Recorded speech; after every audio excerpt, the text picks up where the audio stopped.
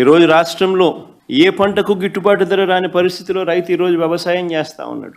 వరి కొనుగోళ్లకు సంబంధించి రైతు 300 రూపాయల తక్కువ రేటుకు ధాన్యం అమ్ముకోవాల్సిన పరిస్థితి దళారులకు. చంద్రబాబు నాయుడు గారి పుణ్యాన ప్రతి పంట కూడా ఏ పంటకు కనీస మద్దతు ధర రావడంలా రైతులు అష్ట కష్టాలు పడతా ఉన్నారు. ఈ మధ్య కాలంలోనే పల్నాడు జిల్లాలో 2 ఆత్మహత్యలు పొగాకు రైతులకు సంబంధించి పల్నాడు కొండేపిలో జరిగితే 2 రోజుల కిందట పల్నాడులో కూడా చిలుకలూరుపేటలో 2, వినుకొండలో 1, మరో 3 ఆత్మహత్యలు చేసుకున్న పరిస్థితులు. ప్రకాశం జిల్లాలో మన కళ్ళ ఎదుటే 2 ఆత్మహత్యలు జరిగితే మరో 3 ఆత్మహత్యలు కళ్ళ ఎదుటే కనిపిస్తా ఉన్నాయి. అయినా కూడా ఈ ప్రభుత్వం పట్టించుకునే పరిస్థితి లేదు.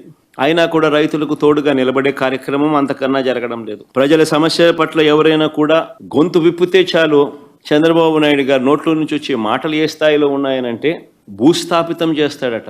ఒక ముఖ్యమంత్రి స్థానంలో కూర్చొని ఉన్న వ్యక్తి ఒక టీవీ ఇంటర్వ్యూలో మాట్లాడుతూ ప్రతిపక్షాన్ని భూస్థాపితం చేస్తాడంట, ప్రతిపక్ష నాయకుడిని. ఆ ఎల్లో మీడియాకి సంబంధించిన ఓనర్, ఆ టీవీ ఓనర్ ఒకడు అడుగుతాడు ఎప్పుడు భూస్థాపితం చేస్తామని. ఈయన అదిగో మొదలు పెట్టేశాను, చేస్తా ఉన్నాను, త్వరలోనే చేసేస్తాను ఈయన అంటాడు. ఈ వయసులో రెడ్ బుక్ రాజ్యాంగ పాలన ఏమిటి, ఈ బెదిరింపులేమిటి, వాడిని తొక్కుతా వీడిని తొక్కుతా అన్న మాటలేమిటి? ఇచ్చిన అధికారంతో ప్రజలకు మంచి చేయడానికి పోయి, మంచి చేయాల్సింది పోయి, ఇచ్చిన హామీలను నెరవేర్చాల్సిన బాధ్యతను పక్కన పెట్టి అబద్ధాలతో మోసాలతో పరిపాలన చేస్తూ వాటి గురించి ఎవరైనా ప్రశ్నిస్తే భూస్థాపితం చేస్తాను అనే మాటలు మాట్లాడుతూ ఉన్నాడు ఈ వ్యక్తి.